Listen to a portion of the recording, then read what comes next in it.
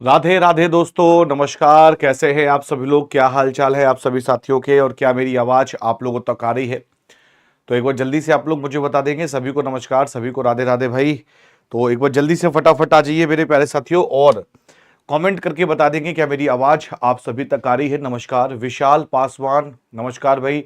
Sumit Rajak, good morning विशाल जी, नमस्कार। अनुराग, Kunal Kumar, good morning. विशाल Paswan, good morning भाई, good morning, नमस्कार, राधे राधे। तो सभी लोग जल्दी से आ जाएंगे फटाफट और एक बार जल्दी से मुझे बताएंगे क्या मेरी आवाज आप सभी तक आ रही है, सुन पा रहे हैं। तो सारे लोग सेशन को शेयर कर दीजिएगा भाई, सेशन को लाइक कर दीजिएगा। और मेरे प्यारे साथियों याद रखिएगा, आज है आपके सामने महाअष्टमी, है ना। याद रखिएगा मेरे प्यारे साथियों, महाअष्टमी है, कल नौमी है और फिर 2 तारीख को क्या है, दशहरा है।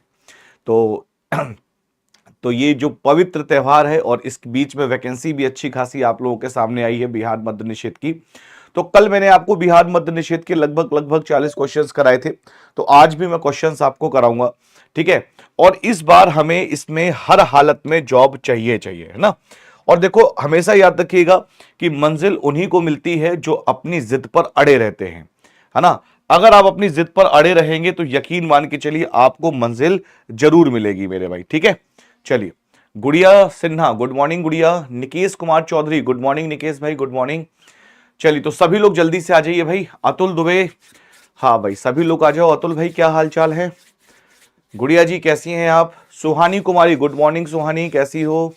सुदर्शन पासवान, गुड मॉर्निंग भाई सुदर्शन भाई, गुड मॉर्निंग, क्या हाल चाल है? चलिए, तो सभी लोग जल्दी से आ जाइए भाई। प्रणाम प्रणाम, सभी को प्रणाम। आइए, तो मेरे प्यारे साथियों सबसे पहले तो मैं आपको बता दूं कि आज नवरात्रि के विशेष ऑफर पर आपको 599 रुपए में सारे कोर्सेस यहां पर मिल रहे हैं। आपको कूपन कोड क्या लगाना है? बाहुबली। 1 साल के लिए आपको मिलेगा बाहुबली। जैसे ही आप बाहुबली कूपन कोड लगाएंगे तो आपको 1 साल के लिए यहां पे सारे बैचेस मिल जाएंगे, जिसमें ऑल बिहार एग्जाम्स यहां पर होगा। क्या होगा? ऑल बिहार एग्जाम, याद रखिएगा, ऑल बिहार एग्जाम। और बिहार एग्जाम्स की प्रिपरेशन करने का मौका आपको यहां पर मिल जाएगा। आप किसी भी एग्जाम की प्रिपरेशन कर सकते हैं। बस सेशन को भाई शेयर करते रहिएगा सारे लोग, है ना। सेशन को शेयर करने में कंजूसी मत कीजिएगा। चलिए, तो आज के पहले क्वेश्चन की तरफ बढ़ेंगे। आज का पहला क्वेश्चन आपके सामने ये रहा भाई। आज का पहला क्वेश्चन कह रहा है कि अब्दुल हमीद लाहौरी का संरक्षक था। अकबर का था, जहांगीर का था, शाहजहां का था या फिर आपका औरंगजेब का था? अब्दुल हमीद लाहौरी का संरक्षक था। किसका संरक्षक था भाई? आंसर आपको बताना है यहां पे क्या हो जाएगा। किसका संरक्षक था ये आपको बताना है। आंसर मेरे प्यारे साथियों यहां पर क्या हो जाएगा, बताइए मेरे प्यारे साथियों, क्या आंसर यहां पर हो जाएगा? फटाफट जल्दी से आंसर बताओगे यहां पर क्या होगा। बहुत बढ़िया भाई, किसके आंसर हो जाएगा? नायक जी, आईएएस, बहुत बढ़िया। बिल्कुल सुहानी जी, बढ़िया। नवरात्र चल रहा है, फास्ट है, कल नौमी है, कल फास्ट को ब्रेक करेंगे। तो क्या आंसर हो जाएगा? तो याद रखिएगा, जो अब्दुल हमीद लाहौरी था वो किसका संरक्षक था मेरे प्यारे साथियों? शाहजहां का संरक्षक था। किसका संरक्षक था? तो मेरे प्यारे साथियों याद रखिएगा, ये आपके शाहजहां का संरक्षक था। अब देखो मेरे भाई, अगर मैं शाहजहां की बात करता हूं, किसकी बात करता हूं? शाहजहां। अगर मैं बात करूं शाहजहां की, तो आप लोगों को शाहजहां के बारे में कुछ इंपॉर्टेंट पॉइंट्स यहां पर पता होना चाहिए। जैसे शाहजहां का जन्म कब हुआ? तो मेरे भाई शाहजहां का जन्म हुआ था 1592 में हुआ था। कब हुआ था शाहजहां का जन्म? 1592 में हुआ था। आप लोग जानते हैं कि इसके पिता का नाम क्या है भाई? फादर का नाम क्या है? तो आप लोग कहेंगे सर जहांगीर है। पिता का नाम इसका क्या है? तो याद रखिएगा जहांगीर है। माता का नाम क्या है? तो माता का नाम याद रखिएगा मेरे भाई जगत गोसाई। जगत गोसाई, याद रखिएगा जगत गोसाई। माता का नाम क्या है मेरे भाई? तो याद रखिएगा माता का नाम है जगत गोसाई मानवती। याद रखिएगा माता का नाम क्या है? जगत गोसाई मानवती इसकी माता का नाम है। जगत गोसाई मानवती, थोड़ा सा बता देता हूं इसके बारे में। जगत गोसाई मानवती इसकी माता का नाम है। इसके बचपन का नाम क्या था भाई? याद रखिएगा इसके बचपन का नाम, तो बचपन का नाम क्या था? खुर्रम था। याद रखिएगा बचपन का नाम क्या था? तो मेरे प्यारे साथियों बचपन का नाम खुर्रम था। इसके बचपन का नाम क्या था? खुर्रम था। और आप सभी लोग जानते हैं अच्छी तरीके से कि 1612 में ही इसने विवाह किया था, है ना। इसको याद रखिएगा, 1612 में इसने विवाह किया था। किससे? मुमताज महल से। मुमताज मुमताज महल से इसने क्या किया था मेरे भाई? विवाह किया था। मुमताज महल, याद रखिएगा, मुमताज महल से क्या किया था? इसने विवाह किया था। हालांकि मुमताज महल का जो वास्तविक नाम था क्या था? इसका जो वास्तविक नाम था, वास्तविक नाम, इसका वास्तविक नाम क्या था मेरे भाई? तो याद रखिए, कई बार आपसे क्वेश्चन पूछता है, तो अंजुमन बानो बेगम, याद रखिएगा, अंजुमन बानो, अंजुमन बानो बेगम, याद रखिएगा अच्छी तरीके से। इसके मेरे प्यारे साथियों वास्तविक नाम क्या था? तो अंजुमन बानो बेगम इसका वास्तविक नाम था, याद रखिएगा। अच्छा मेरे प्यारे साथियों, आप लोग अच्छी तरीके से जानते हैं कि मुमताज महल की डेथ कब हुई। यह भी क्वेश्चन पूछता है कि भाई मुमताज महल की डेथ कब हुई। तो याद रखिएगा 1631 में, 1631 में मुमताज महल की क्या हो गई? डेथ हो गई। मुमताज, मुमताज, ठीक है, याद रखिएगा 1631 में मुमताज महल की क्या हो गई? तो मेरे प्यारे साथियों डेथ हो गई। ठीक है, मुमताज, मुमताज महल की क्या हो गई? मुमताज महल की मृत्यु हो गई, मृत्यु हो गई, याद रखिएगा। मुमताज महल की क्या हो गई? मृत्यु हो गई 1631 में। और आप सभी लोग जानते हैं कि धर्मेंद्र कुमार, गुड मॉर्निंग भाई, गुड मॉर्निंग। आप सभी लोग जानते हैं कि इसी की याद में आगरा में ताजमहल का निर्माण करवाया था। आगरा में ताजमहल, इसी की याद में आगरा में ताजमहल का क्या करवाया था? निर्माण करवाया था। किसने? शाहजहां ने ही करवाया था। ठीक है, किसने किया था भाई? तो याद रखिएगा शाहजहां ने ही ताजमहल का निर्माण यहां पर करवाया था। ठीक है, चलिए मेरे भाई एक चीज याद रखिएगा कि शाहजहां ने, अब ये क्वेश्चन बनता है आपके एग्जाम में, तभी मैं आपको बता रहा हूं कि शाहजहां ने, याद रखिएगा मेरे भाई, शाहजहां ने आगरा, आगरा के किले में, याद रखिएगा आगरा के किले में मोती मस्जिद का निर्माण करवाया। किसका निर्माण कराया मेरे भाई? मोती मस्जिद का, मोती मस्जिद का निर्माण करवाया, निर्माण करवाया। याद रखिएगा कि शाहजहां ने आगरा में मोती मस्जिद का क्या करवाया मेरे भाई? निर्माण करवाया। कहां पे कराया था? तो आगरा में। ये कई बार क्वेश्चन पूछा गया भाई, कई बार ये क्वेश्चन आप लोगों से पूछा गया है, याद रखिएगा। ठीक है, अच्छा मुझे बताओ, शाहजहां को किस व्यक्ति ने कोहिनूर हीरा भेंट किया? बताइए, शाहजहां ने किस व्यक्ति को, किस व्यक्ति ने शाहजहां को कोहिनूर हीरा भेंट किया? तो याद रखिएगा मेरे भाई एक व्यक्ति था जिसका नाम था मीर जुमला, मीर जुमला। तो मेरे भाई याद रखिएगा मीर जुमला ने शाहजहां को, याद रखिएगा शाहजहां को कोहिनूर हीरा भेंट किया। क्या किया भाई? कोहिनूर हीरा भेंट किया। क्या किया भाई? कोहिनूर हीरा भेंट किया।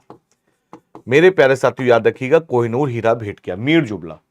ठीक है, मीर जुमला ने क्या किया? शाहजहां को कोहिनूर हीरा क्या किया था भाई? भेंट किया था। इसको भी याद रखिएगा। ठीक है, और मीर जुमला का वास्तविक नाम क्या था? मोहम्मद सईद। याद रखिएगा इसका वास्तविक नाम था मोहम्मद सईद।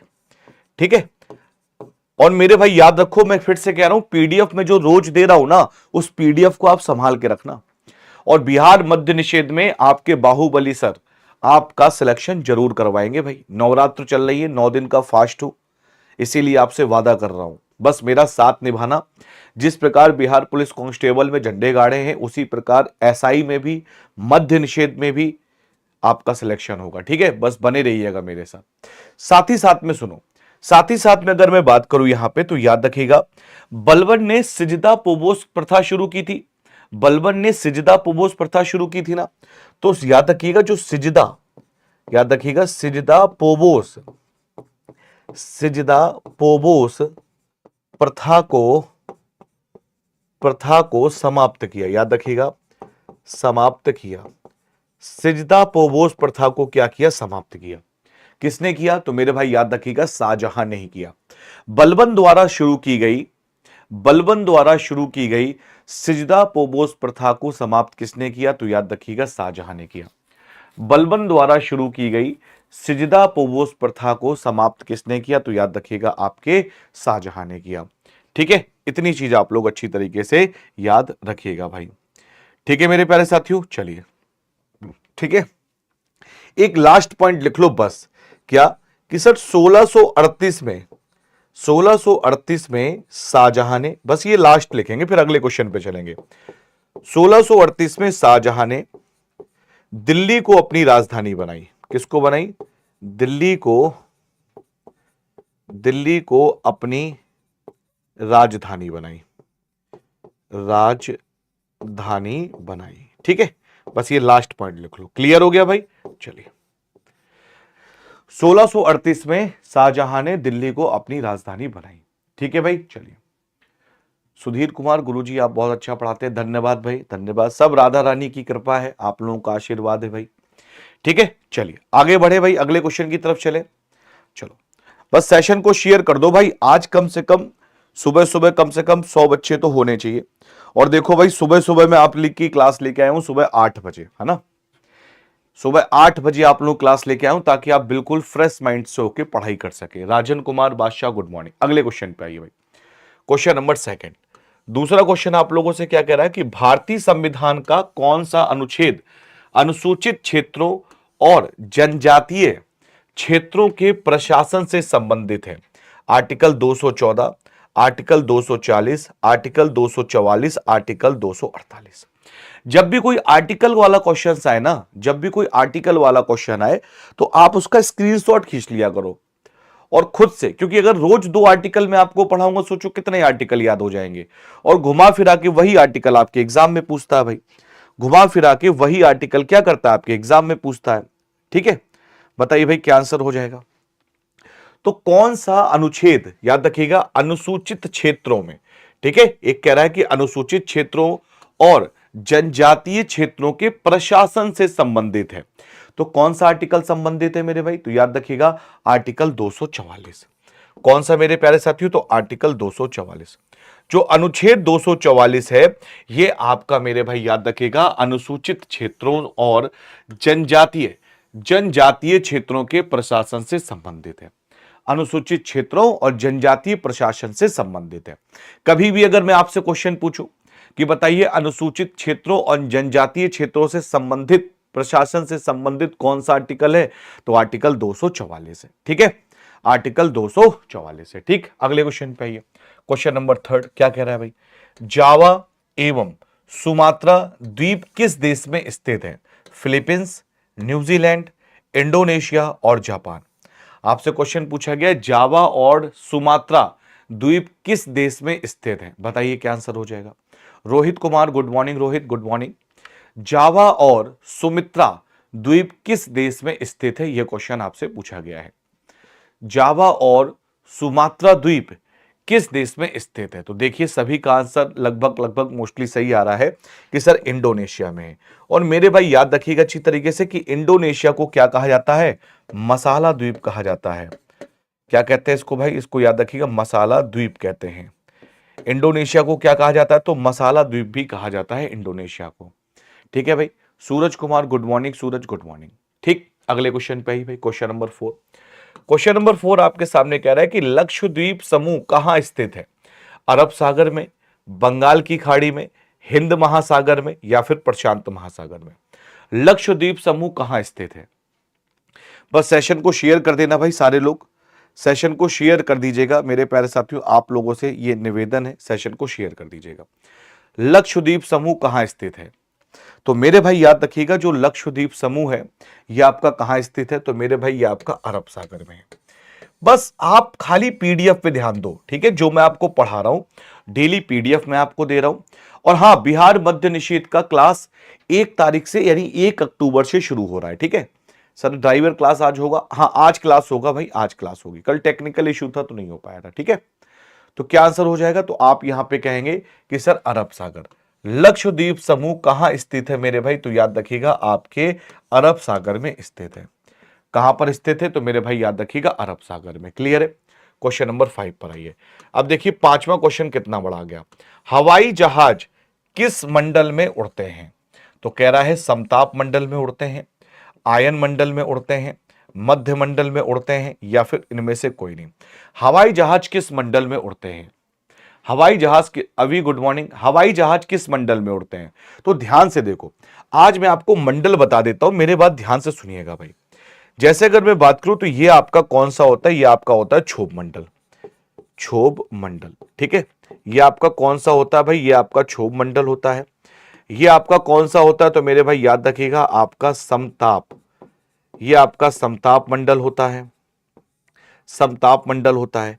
यहां पे अगर बात करें तो आपका ये क्या आ जाएगा भाई? मध्य मंडल आ जाएगा। क्या आ जाएगा आपका? ये मध्य मंडल आ जाएगा। और यहां पे अगर हम लोग इसके बारे में चर्चा करेंगे तो यहां पे ये क्या आएगा? तो लिखेंगे आयन मंडल आ जाएगा। कौन सा मंडल मेरे भाई? आयन मंडल आ जाएगा। और सबसे लास्ट में आपके सामने कौन सा आता है? बहिर्मंडल आ जाता है, बहिर्मंडल। तो ये मंडल है। अब मेरे प्यारे साथियों याद रखिएगा, हवाई जहाज कहां उड़ते हैं? तो आप सभी लोग जानते हैं कि हवाई जहाज आपके, ये तो क्षोभ मंडल है। तो क्षोभ मंडल में क्या होता है कि मेरे भाई जब हाइट बढ़ेगी ना तो टेम्परेचर कैसा हो जाएगा? आपका लो हो जाएगा। अच्छा, ये आपने पढ़ा है, ये कॉन्सेप्ट पढ़ा है, टेम्परेचर हाई और लो का ये टेम्परेचर पढ़ा है आपने? नहीं पढ़ा तो मुझे बताइएगा, मैं एक दिन आपको जरूर ये बताऊंगा वायुमंडल के बारे में। ठीक है, थ्योरी करके पढ़ा दूंगा एक दिन। समताप मंडल में क्या होता है? हाइट बढ़ती है और हाइट बढ़ने के साथ साथ टेम्परेचर भी बढ़ता है। कैसा बढ़ता है? टेम्परेचर भी बढ़ता है। तो यहां पे क्या होता है कि यहां पे संघनन की प्रक्रिया होती है, तो बादलों का निर्माण हो जाता है। मैं आपको पढ़ाऊंगा एक दिन, इसको थ्योरी करके पढ़ाऊंगा, पूरा डिटेल में बताऊंगा टेम्परेचर अप एंड डाउन का मतलब क्या है। ठीक है, पूरा पढ़ाऊंगा। ठीक, याद रखिएगा। लाडो जी गुड मॉर्निंग, लाडो जी गुड मॉर्निंग। ठीक है, तो बात करें हम लोग यहां पे, तो यहां पे क्या होगा मेरे प्यारे साथियों? यहां पे बादलों का निर्माण होता है। यहां पे किसका निर्माण होता है? बादलों का निर्माण। यहां पे आपका क्या होता है भाई? बादलों का निर्माण होता है। और यहां पे क्या है भाई? टेम्परेचर बढ़ रहा है, हाइट बढ़ रही है।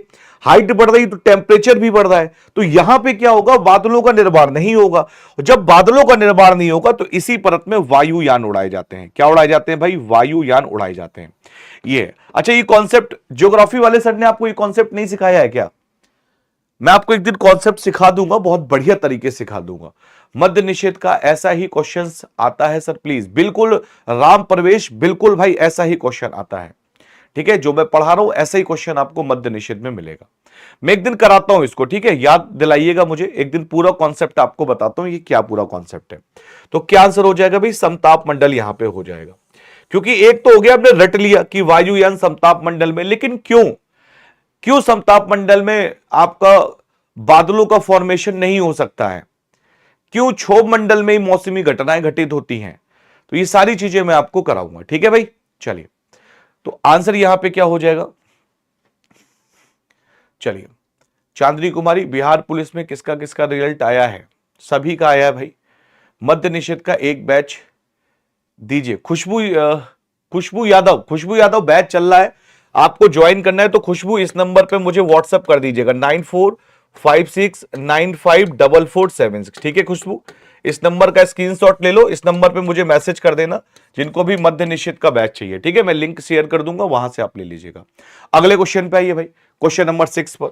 छठा क्वेश्चन आपके सामने कह रहा है कि भारत में श्वेत क्रांति का जनक किसे कहा जाता है? देखो, भारत में श्वेत क्रांति का जनक किसे कहा जाता है? तो बात करेंगे मेरे भाई doctor V Kurien, S Swaminathan, Shri S Rao और श्री मोरारजी देसाई। याद रखिएगा, मध्य निषेध में इजी क्वेश्चन आते हैं लेकिन घुमावदार आते हैं। छोटे क्वेश्चन होते हैं लेकिन घुमा के पूछता है। अब श्वेत क्रांति का जनक किसे कहते हैं? बहुत सारे लोग इसमें अभी टेंशन में होंगे। बिल्कुल भाई, तो इसमें टेंशन नहीं लेना है, बस आपको आंसर बताना है क्या हो जाएगा। श्वेत क्रांति का जनक किसे कहा जाता है? बताइए भाई। तो आप लोग जानते हैं कि श्वेत क्रांति का जनक किसे कहते हैं? तो डॉक्टर वी कुरियन को कहा जाता है। किसको कहा जाता है भाई? डॉक्टर वी कुरियन को श्वेत क्रांति का जनक कहा जाता है। देखो, बहुत सारे लड़के बी आंसर बता रहे हैं, एम स्वामीनाथन। मैंने क्या कहा था कि क्वेश्चनवा तो इजी है लेकिन भाई ये कंफ्यूज कर देता है। अब बहुत सारे लोग कह रहे हैं, हिमांशु जी गुड मॉर्निंग, राधे राधे। भाई सेशन को शेयर कर दो भाई, आज 100 लगना चाहिए ना, सेशन को शेयर कर दो, आज 100 लगना चाहिए, है ना। तो श्वेत क्रांति का जनक किसे कहा जाता है? तो मेरे भाई याद रखिएगा, श्वेत क्रांति का जनक कहते हैं डॉक्टर वी कुरियन को कहते हैं। अब बहुत से बच्चे बी बता रहे थे, एम स्वामीनाथन, एम स्वामीनाथन। तो हरित क्रांति का जनक किसे कहेंगे भाई? है तो यही है भैया। देखो, खेल पूरा यही है, खेल पूरा यही है, इसको समझना पड़ेगा। ठीक है, अगले क्वेश्चन पे, क्वेश्चन नंबर 7। अब मेरे प्यारे साथियों, 7वां क्वेश्चन कह रहा है गोल क्रांति किससे संबंधित है? तो टमाटर उत्पादन से संबंधित है, आलू उत्पादन से संबंधित है, अंडा उत्पादन से संबंधित है, गेहूं उत्पादन से संबंधित है। गोल क्रांति का संबंध किससे है भाई? गोल क्रांति का संबंध किससे है?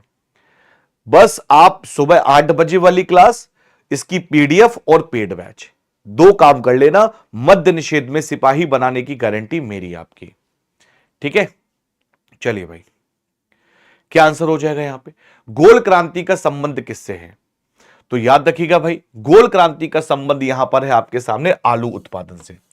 गोल क्रांति याद रखिएगा अच्छी तरीके से, जब भी आपसे पूछे कि गोल क्रांति का संबंध किससे है, तो मेरे प्यारे साथियों याद रखिएगा गोल क्रांति का संबंध आपके आलू उत्पादन से है। गोल क्रांति का संबंध किससे है? तो मेरे भाई आपके आलू उत्पादन से है, ठीक है।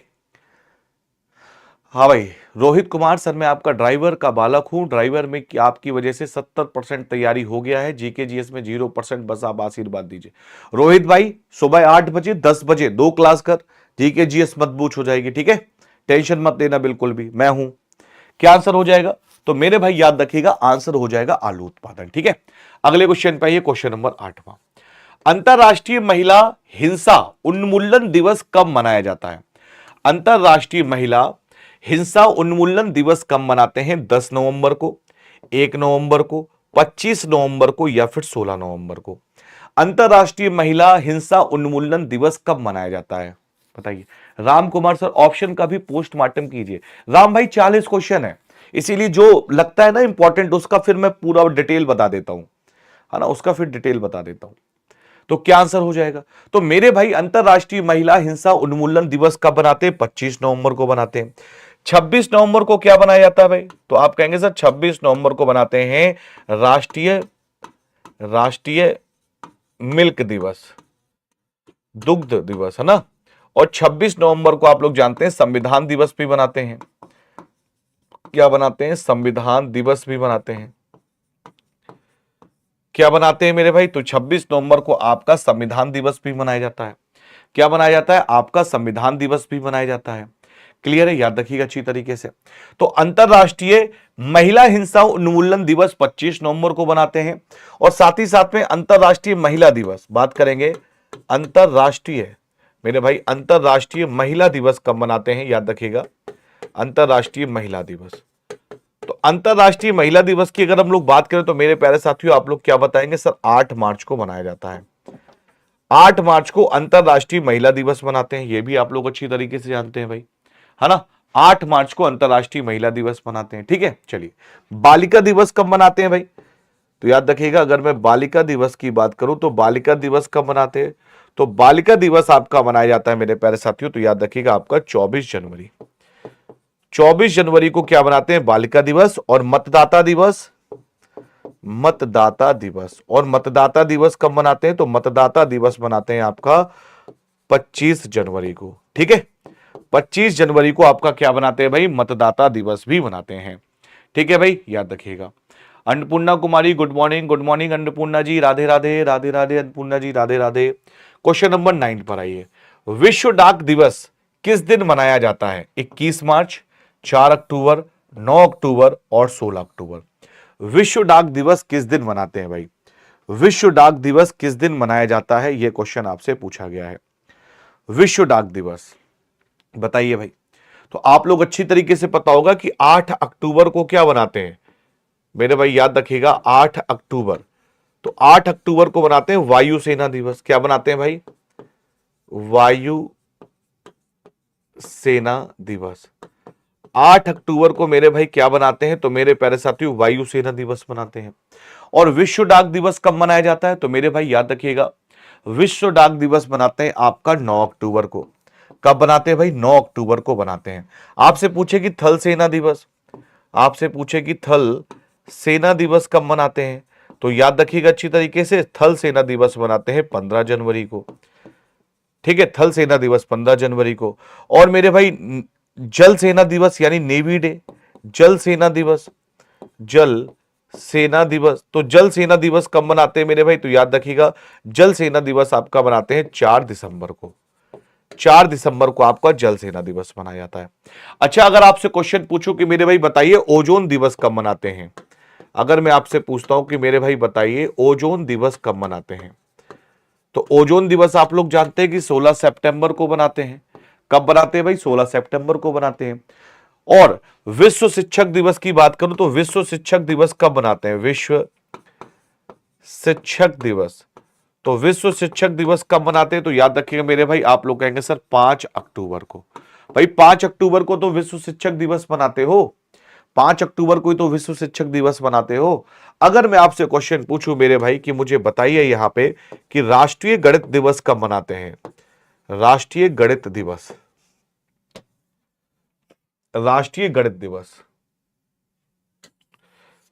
राष्ट्रीय गणित दिवस कब मनाते हैं? राष्ट्रीय गणित दिवस, जिसे हम लोग पाई डे भी कहते हैं, पाई डे, ये कब मनाते हैं? तो मैं याद रखिएगा 14 मार्च को। कब बनाते हैं मेरे भाई? तो याद रखिएगा 14 मार्च को। क्लियर है यहां पे? बहुत बढ़िया भाई, ठीक है, इसको याद रखिएगा।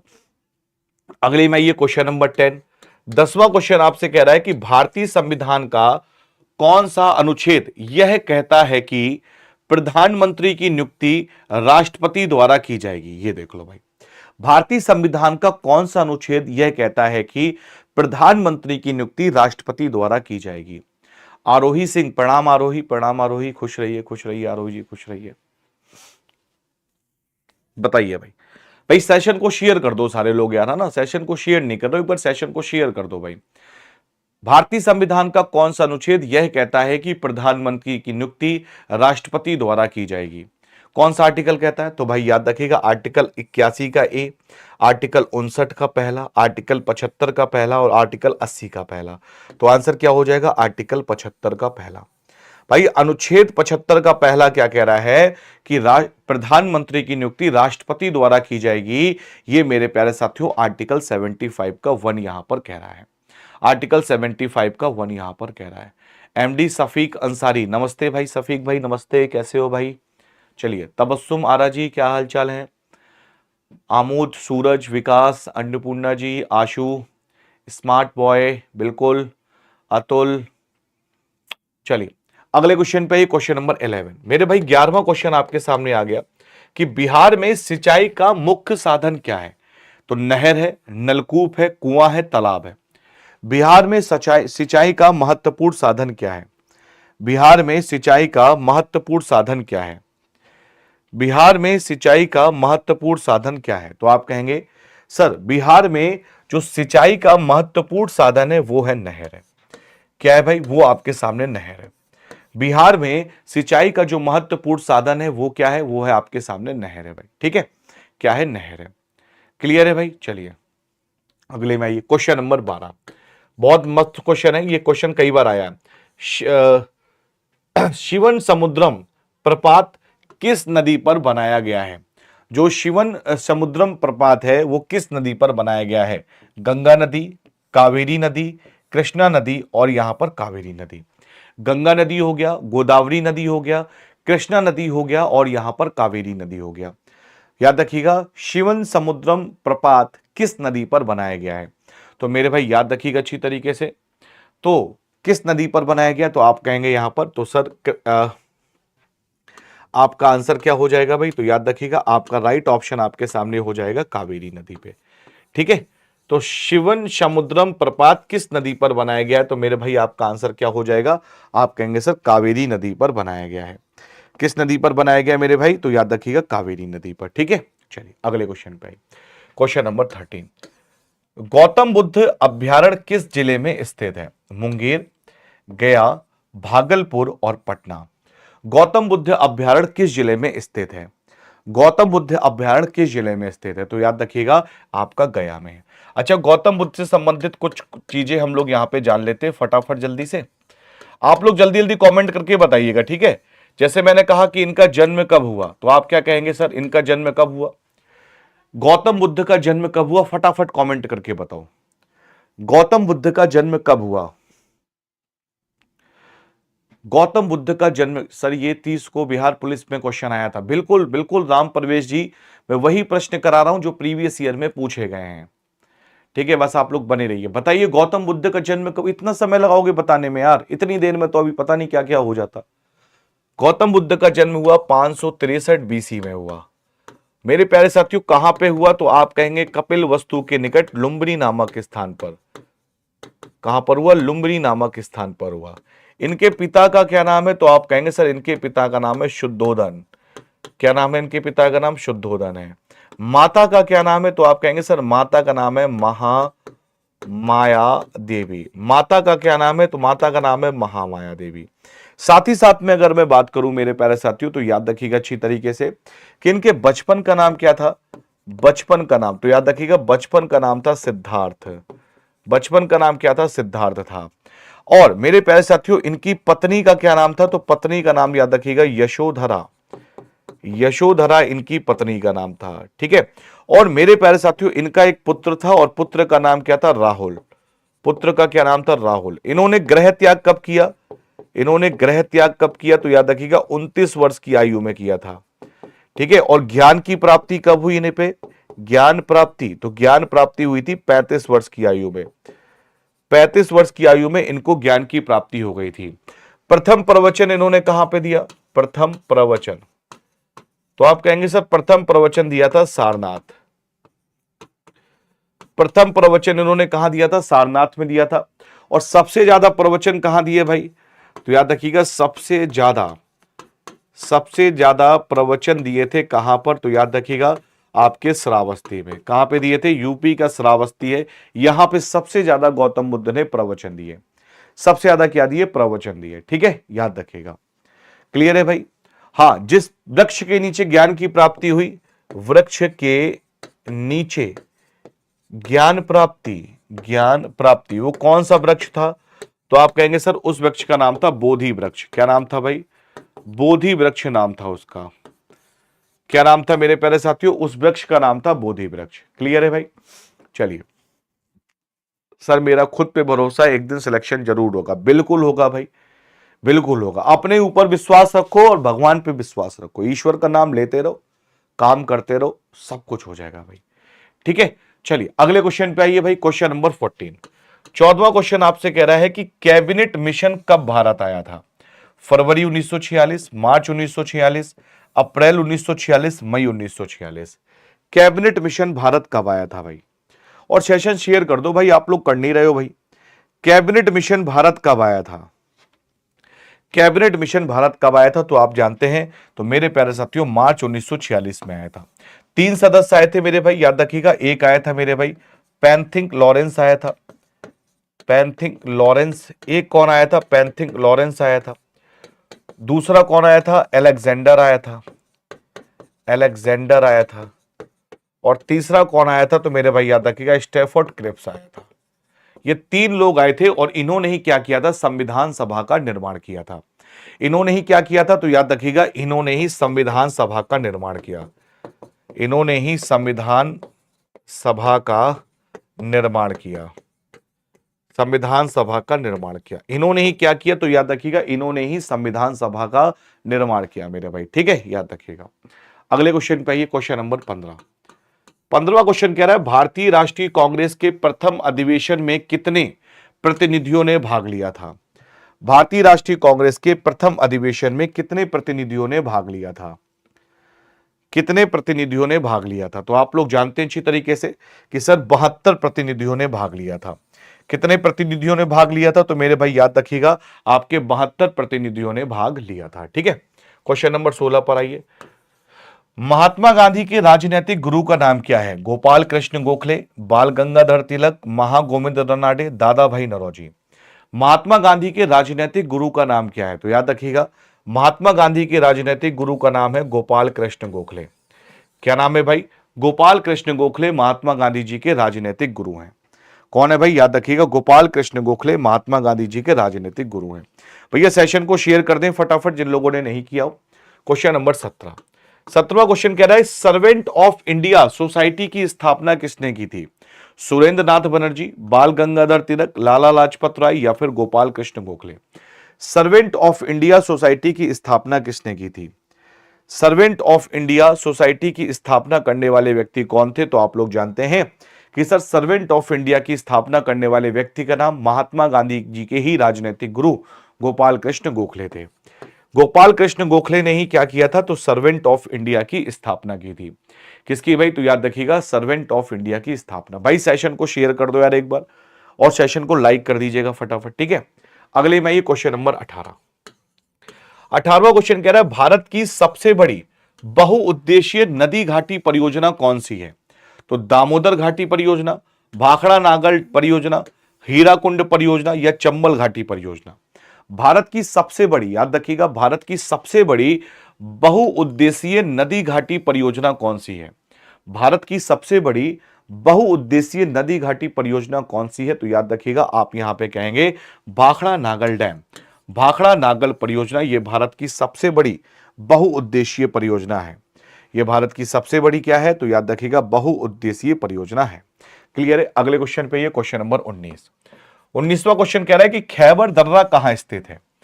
19वां क्वेश्चन कह रहा है कि खैबर दर्रा कहां स्थित है, तो बात करेंगे भूटान, बांग्लादेश, भारत और पाकिस्तान। खैबर दर्रा कहां स्थित है भाई। यार सेशन को शेयर कर दो एक बार, है ना, 100 करवा दो आज 100 एकदम पहुंचना चाहिए, आज 100 पहुंचना चाहिए, तो एक बार जल्दी से फटाफट सेशन को शेयर कर दो। खैबर का दर्रा कहां स्थित है, तो याद रखिएगा खैबर दर्रा आपका पाकिस्तान में स्थित है। खैबर दर्रा कहां स्थित है मेरे भाई, तो याद रखिएगा आपका पाकिस्तान में स्थित है। खैबर दर्रा कहां स्थित है, तो आपका पाकिस्तान में स्थित है खैबर दर्रा, ठीक है। खैबर दर्रा कहां स्थित है, तो आपके पाकिस्तान में स्थित है भाई, ठीक। क्वेश्चन नंबर 20 क्वेश्चन कह रहा है कौन सी नदी का उद्गम भारत में नहीं है। कावेरी नदी, नर्मदा नदी, ब्रह्मपुत्र नदी और गंगा नदी। कौन सी नदी का उद्गम भारत में नहीं होता है। कौन सी नदी का उद्गम भारत में नहीं होता है, यह क्वेश्चन आपसे पूछा गया भाई। कौन सी नदी का उद्गम भारत में नहीं होता है, तो भारत में कौन सी नदी का उद्गम नहीं होता है, तो मेरे भाई याद रखिएगा आप कहेंगे ब्रह्मपुत्र नदी का। भारत में किस नदी का उद्गम नहीं होता है, तो मेरे भाई याद रखिएगा आपके ब्रह्मपुत्र नदी का भारत में उद्गम नहीं होता है। किसका, ब्रह्मपुत्र नदी का, ठीक है। क्वेश्चन नंबर 21 पर आइए, क्या कह रहा है कि निम्न में से किस शहर में कुंभ मेला लगता है। कुंभ मेला किस शहर में लगता है भाई जो कुंभ का मेला है किस शहर में लगता है, वाराणसी में, इलाहाबाद में, बनारस में और अयोध्या में। तो कुंभ का मेला किस शहर में लगता है, तो याद रखिए कुंभ का मेला आप लोग जानते हैं इलाहाबाद में लगता है। और अभी इसी साल कुंभ का मेला लगा था, है ना। इसी साल क्या लगा था भाई, तो याद रखिएगा इसी साल आपका कुंभ का मेला भी लगा था, है ना। इसी साल कुंभ का मेला लगा हुआ था। क्वेश्चन नंबर 20 पर आइए। 20 क्वेश्चन कह रहा है कि प्रसिद्ध पीर पंजाल रेलवे सुरंग कहां पर है। झारखंड, जम्मू कश्मीर, महाराष्ट्र और मिजोरम। प्रसिद्ध पीर पंजाल रेलवे सुरंग कहां पर है। बिल्कुल पंकज प्रजापति, बिल्कुल पंकज प्रजापति आप कर सकते हैं, बिल्कुल कर सकते हैं। क्वेश्चंस के लेवल वही हैं, ठीक है, क्वेश्चंस के लेवल वही आप कर सकते हैं। पीर पंजाल रेलवे सुरंग कहां पर स्थित है, तो याद रखिएगा आप कहेंगे सर जम्मू एंड कश्मीर में। भाई पीर पंजाल जो रेलवे सुरंग है कहां पर है आपकी, आप कहेंगे सर जम्मू एंड कश्मीर में स्थित है आपकी पीर पंजाल रेलवे सुरंग, ठीक है, जम्मू एंड कश्मीर में, ठीक है भाई। क्वेश्चन नंबर 23 पर आइए कि भारत की सबसे लंबी अंतरराष्ट्रीय सीमा किस देश से के साथ लगती है। नेपाल, पाकिस्तान, चीन और बांग्लादेश। भारत की सबसे लंबी अंतरराष्ट्रीय सीमा किस देश के साथ लगती है। बिल्कुल इजी क्वेश्चन है भाई, आराम से इसका आंसर बता सकते हो। भारत की सबसे लंबी अंतरराष्ट्रीय सीमा किस देश के साथ लगती है, तो आप कहेंगे सर बांग्लादेश के साथ लगती है। कितनी है वो भी, 4096 किलोमीटर। कितनी है मेरे भाई, तो 4096 किलोमीटर है। कितनी मेरे भाई, तो 4096 किलोमीटर है, ये यहां पर लगती है, ठीक है। क्वेश्चन नंबर 24 पर आइए, 24वां क्वेश्चन। लोकसभा में सदस्यों द्वारा निजी विधेयक पेश करने की सूचना अवधि क्या है। 1 माह है, 3 माह है, 5 माह है और 6 माह है। क्या कह रहा है, लोकसभा में सदस्यों द्वारा निजी विधेयक पेश करने की सूचना अवधि क्या है। लोकसभा में सदस्यों द्वारा निजी विधेयक पेश करने की सूचना अवधि क्या है, तो याद रखिएगा इसकी जो सूचना अवधि है वो है आपकी 6 माह। कितनी है भाई, 6 माह। तो लोकसभा में सदस्यों द्वारा निजी विधेयक पेश करने की जो सूचना अवधि है वो आपकी 6 मंथ की होती है, ठीक है, 6 मंथ। कौन सा मौलिक अधिकार अल्पसंख्यकों के हितों के संरक्षण की बात करता है। सूचना का, शिक्षा का अधिकार, शोषण के विरुद्ध अधिकार, संवैधानिक उपचारों का अधिकार, सांस्कृतिक और शैक्षिक अधिकार। कौन सा अधिकार अल्पसंख्यकों के हितों के संरक्षण की बात करता है? कौन सा अधिकार अल्पसंख्यकों के हितों के संरक्षण की बात करता है? आंसर बताओ मेरे भाई, यहां पर क्या हो जाएगा? और सेशन को शेयर कर दो भाई, 100 तो करवा दो आज कम से कम, है भाई। तो क्या आंसर हो जाएगा? तो कौन सा मौलिक अधिकार अल्पसंख्यकों के हितों के संरक्षण की बात करता है? तो याद रखिएगा मेरे भाई, सांस्कृतिक और शैक्षिक अधिकार। सांस्कृतिक और शैक्षिक अधिकार यहां पे बात करता है, ठीक है। तो कौन सा मौलिक अधिकार अल्पसंख्यकों के हितों के संरक्षण की बात करता है? तो सांस्कृतिक और शैक्षिक अधिकार यहां पर बात करता है, ठीक है। कौन सा? सांस्कृतिक और शैक्षिक अधिकार यहां पे क्या करता है? बात करता है। क्वेश्चन नंबर 26 पर आइए। कह रहा है कि कोयम्बटूर को दक्षिण भारत का मैनचेस्टर क्यों कहा जाता है? इसके ऑटोमोबाइल उद्योग के कारण कहते हैं, इसके कपास उद्योग के कारण कहते हैं, इसके जूता उद्योग के कारण कहते हैं, इसके रबर उद्योग के कारण कहते हैं। कोयम्बटूर को दक्षिण भारत का मैनचेस्टर क्यों कहा जाता है? तो क्यों कहते हैं? याद रखिएगा, ये कहते हैं इसके कपास उद्योग के कारण। ये क्यों कहते हैं मेरे भाई? याद रखिएगा, ये कहते हैं कि इसके कपास उद्योग के कारण ही इसे दक्षिण भारत का मैनचेस्टर कहा जाता है। इसे दक्षिण भारत का क्या कहा जाता है? मैनचेस्टर यहां पर कहा जाता है, ठीक है। क्वेश्चन नंबर 27 कह रहा है कि जिस ग्रह का उपग्रह नहीं है वह ग्रह कौन सा है? मंगल, वरुण, प्लूटो और बुध। जिस ग्रह का उपग्रह नहीं है वह ग्रह कौन सा होता है? जिस ग्रह का उपग्रह नहीं होता है वह ग्रह कौन सा होता है? यह क्वेश्चन आपसे पूछा गया है। जिस ग्रह का उपग्रह नहीं होता है वह ग्रह कौन सा होता है? तो याद रखिएगा, मंगल के कहेंगे सर उपग्रह हैं, वरुण के भी हैं, प्लूटो के भी हैं, लेकिन बुध का कोई उपग्रह नहीं है।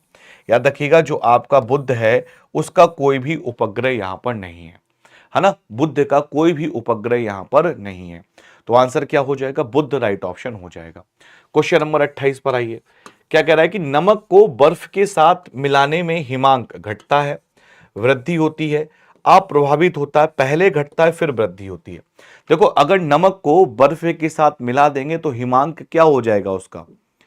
नमक को अगर बर्फ के साथ मिला देंगे तो उसका हिमांक क्या हो जाएगा? हमेशा डिक्रीज होगा, यानी आप क्या कहोगे? हमेशा घटेगा, ठीक है। तो नमक को बर्फ के साथ मिलाने पर उसका हिमांक क्या हो जाएगा? वो डिक्रीज हो जाएगा, यानी वो घटेगा। तो आंसर क्या हो जाएगा भाई? आप कहेंगे घटता है। क्या कहेंगे आप यहां पे? तो आप यहां पे कह देंगे सर घटता है, ठीक है। क्या कहेंगे आप यहां पे? कि सर उसका हिमांक क्या करता है? वो घटता है, ठीक। क्वेश्चन नंबर 29 क्या कह रहा है कि निम्नलिखित प्रकार के किस विद्युत चुंबकीय विकिरण में सबसे लंबे तरंग दैर्ध्य शामिल होते हैं? तो पैरावैगनी किरणें, गामा किरणें, रेडियो तरंगे या फिर अवरक्त तरंगे। निम्नलिखित में से किस विद्युत चुंबकीय विकिरण में सबसे लंबे तरंग दैर्ध्य होते हैं? तो याद रखिएगा, वो रेडियो तरंगों में होते हैं। किस में होते हैं मेरे भाई? वो आपके रेडियो तरंगों में होते हैं। तो आंसर क्या हो जाएगा आपके सामने? रेडियो तरंग राइट ऑप्शन हो जाएगा, ठीक है। रेडियो तरंग will be the correct option यहां पर हो जाएगा। क्वेश्चन नंबर 30 पर आइए। 30 क्वेश्चन आपके सामने ये रहा कि भारतीय संविधान के किस अनुच्छेद में उल्लेख है कि जहां एक ही व्यक्ति को 2 या 2 से अधिक राज्यों के राज्यपाल के रूप में नियुक्त किया जाता है, उसे दे परिलिप्तियां और भत्ते उन राज्यों के बीच आवंटित किए जाएंगे। आर्टिकल 158, 160, 157, 155। अब यहां पे दो चीजें कंफ्यूजन में कर दिया कि 2 या 2 से अधिक राज्यों के लिए राज्यपाल, ठीक है, तो बात समझ में आती है, आर्टिकल 153 की बात कर रहा है। लेकिन यहां पे यह भी तो कह रहा है कि उसे दे प्रतिनिधियां उन राज्यों के बीच आवंटित किए जाएंगे। तो यह आर्टिकल 158 की बात कह रहा है। किसकी बात कह रहा है? आर्टिकल 158 की बात यहां पर कह रहा है। किसकी बात कह रहा है? आर्टिकल 158 की बात यहां पे कह रहा है, अनुच्छेद 158, ठीक है। क्या आंसर होगा? अनुच्छेद 158 राइट ऑप्शन आपके सामने यहां पर हो जाएगा, ठीक है भाई। अगले क्वेश्चन पे आइए। Question number 31। निम्नलिखित में से किस अधिनियम में कलकत्ता के स्थान पर दिल्ली को ब्रिटिश भारत की राजधानी के रूप में घोषित किया गया था? निम्नलिखित में से किस अधिनियम में कलकत्ता के स्थान पर दिल्ली को ब्रिटिश भारत की राजधानी के रूप में घोषित किया गया था? तो याद रखिएगा, मॉन्टेग्यू चेम्सफोर्ड अधिनियम 1919, मार्ले मिंटो अधिनियम 1909, भारत सरकार अधिनियम 1935, भारत सरकार अधिनियम 1858। तो मार्ले मिंटो अधिनियम 1909 क्या आंसर होगा भाई? मार्ले मिंटो अधिनियम 1909 राइट ऑप्शन यहां पर हो जाएगा। कि निम्नलिखित में से किस अधिनियम में कलकत्ता के स्थान पर दिल्ली को ब्रिटिश राजधानी के रूप में घोषित किया गया था? तो मार्ले मिंटो अधिनियम 1909 करेक्ट ऑप्शन यहां पर हो जाएगा। क्वेश्चन नंबर 32, यदि राष्ट्रपति राज्यपाल की रिपोर्ट से संतुष्ट है तो वह अनुच्छेद 356 के तहत राष्ट्रपति शासन की घोषणा कर सकता है, लेकिन ऐसी उद्घोषणा प्रारंभ में कितने अवधि के लिए होती है? ऐसी उद्घोषणा प्रारंभ में कितनी अवधि के लिए होती है? तो आप सभी लोग जानते हैं सर 6 अवधि के लिए, 6 महीने के लिए ऐसी उद्घोषणा यहां पर होती है। ठीक है, 6 महीने के लिए। क्वेश्चन नंबर 33, राष्ट्रीय महिला आयोग की स्थापना निम्नलिखित में से किस अधिनियम के तहत की गई थी? राष्ट्रीय महिला आयोग की स्थापना निम्नलिखित में से किस अधिनियम के तहत की गई थी? यह क्वेश्चन आपसे पूछा गया है। राष्ट्रीय महिला आयोग की स्थापना किस अधिनियम के तहत की गई थी? तो राष्ट्रीय महिला आयोग अधिनियम 1988, राष्ट्रीय महिला आयोग अधिनियम 1987, राष्ट्रीय महिला आयोग अधिनियम 1990 और राष्ट्रीय महिला आयोग अधिनियम 1989। तो याद रखिएगा, राष्ट्रीय महिला आयोग अधिनियम 1990। राष्ट्रीय महिला आयोग अधिनियम 1990 के तहत राष्ट्रीय महिला आयोग की स्थापना की गई थी भाई। ठीक है, क्वेश्चन नंबर 34 पर आइए। भारतीय संविधान में मूल कर्तव्यों को किसकी सिफारिश में शामिल किया गया था? तो विवेक देवराय समिति, एल.एम. सिंघवी समिति, बलवंत राय मेहता समिति और सरदार स्वर्ण सिंह समिति। तो याद रखिएगा, सरदार स्वर्ण सिंह समिति की सिफारिश पे ही मूल कर्तव्यों को शामिल किया गया था। ठीक है, मूल कर्तव्यों को शामिल किया गया था सरदार स्वर्ण सिंह की सिफारिश पर, और 42वां संविधान संशोधन 1976 के द्वारा। ठीक है भाई, क्वेश्चन नंबर 35 पर आइए। 35वां क्वेश्चन कह रहा है कि निम्नलिखित में से किस अधिकार को 44वें संविधान संशोधन अधिनियम द्वारा मूल अधिकारों की सूची से हटा दिया गया था? स्वतंत्रता का अधिकार, समानता का अधिकार, धार्मिक स्वतंत्रता का अधिकार और संपत्ति का अधिकार।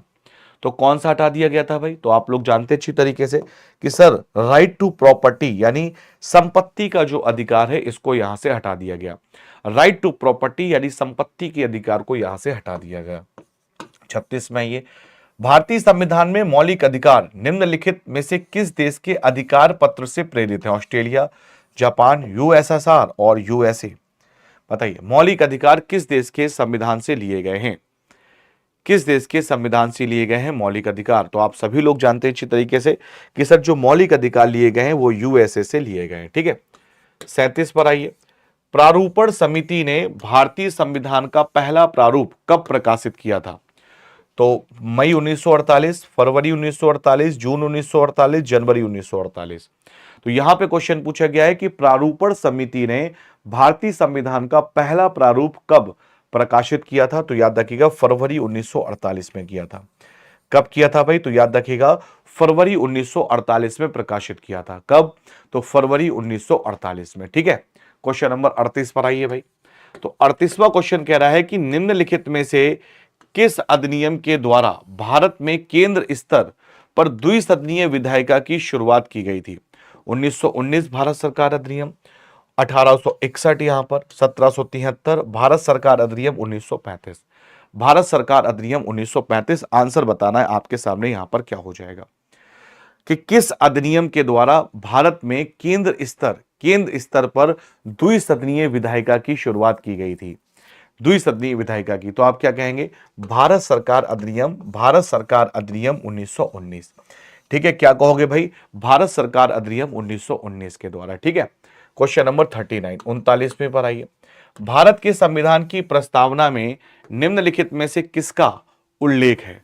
तो बात करेंगे न्याय, सामाजिक, आर्थिक और प्रशासनिक, विचार, अभिव्यक्ति, विश्वास, आस्था, उपासना की स्वतंत्रता, स्थिति, रोजगार की समानता, बंधुत्व के साथ मानव गरिमा की सुनिश्चितता।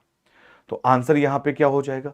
आंसर आपके सामने हो जाएगा कि विचार, अभिव्यक्ति, विश्वास, विचार, अभिव्यक्ति, विश्वास, आस्था और उपासना की स्वतंत्रता। यहां पर सर 38 का डी होगा। हाँ, नहीं नहीं, देखो यहां पे केंद्र स्तर पर बात कर रहा है कि केंद्र स्तर पर द्विसदनीय विधायिका की शुरुआत की गई थी।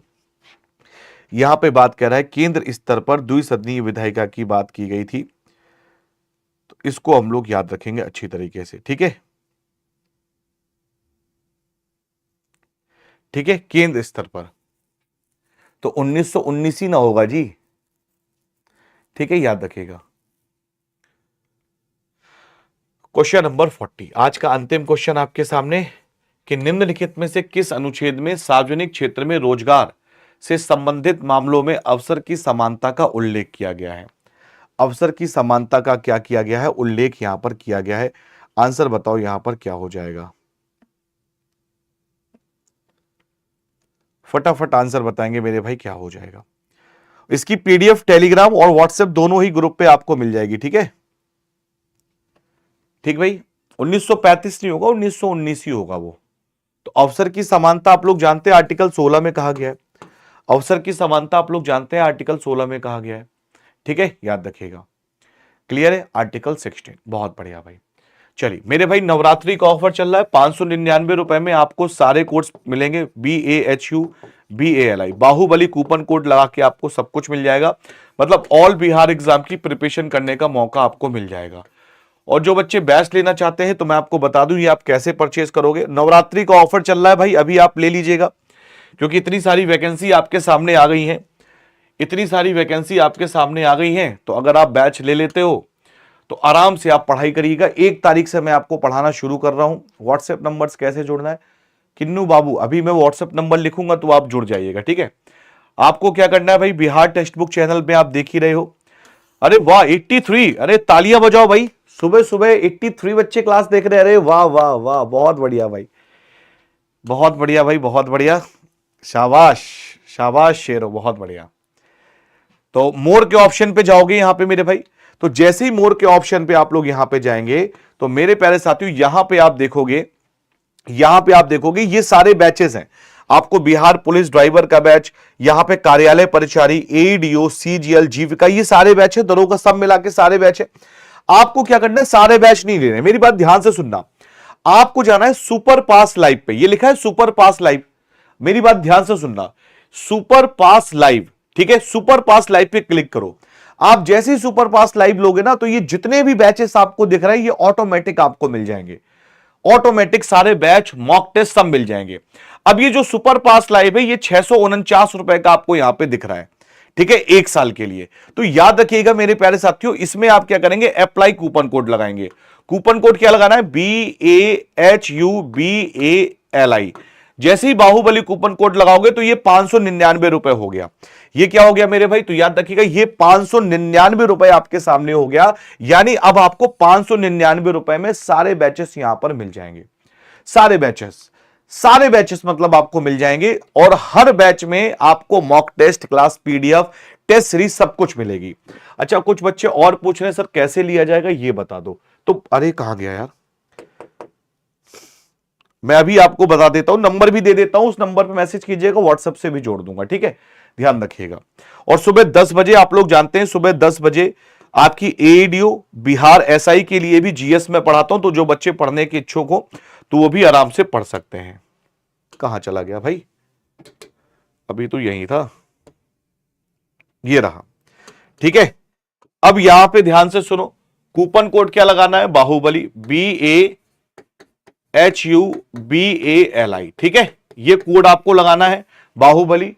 और कोर्स कितने का मिलेगा, तो 599 रुपए का मिलेगा। और मेरे भाई नंबर क्या है, 9456954476। इस नंबर पे आप मुझे अपना नाम और एग्जाम नेम, याद रखिएगा, हाय हेलो लिख के मत भेजिएगा कि हाय हेलो, ये सब नहीं, आप अपना नाम लिखिएगा, सबसे पहले नाम लिखना है और फिर एग्जाम नेम। और कोई दिक्कत समस्या तो आप बताइएगा। इसमें आपको ऑल बिहार एग्जाम्स आपको मिल जाएगा, ऑल बिहार एग्जाम, मतलब कोई भी एग्जाम की तैयारी करोगे सारे एग्जाम आपको मिल जाएंगे। आपको मॉक टेस्ट भी मिलेगा, आपको मॉक टेस्ट भी मिलेगा, और साथ ही साथ में आपको मेरे भाई पीडीएफ भी मिलेगी, क्लास नोट्स वगैरह, ये सारी चीजें। ठीक है, चलिए 1 तारीख से बैच शुरू हो रहा है, तो आप लोग आज ही इसको परचेस कर लीजिएगा। कोई दिक्कत समस्या आती है तो ये नंबर लिखा हुआ है, इस नंबर पे कॉल व्हाट्सएप कर सकते हैं। तो आज के लिए इतना ही, मिलते हैं नेक्स्ट क्लास में, तब तक के लिए जय हिंद, जय भारत।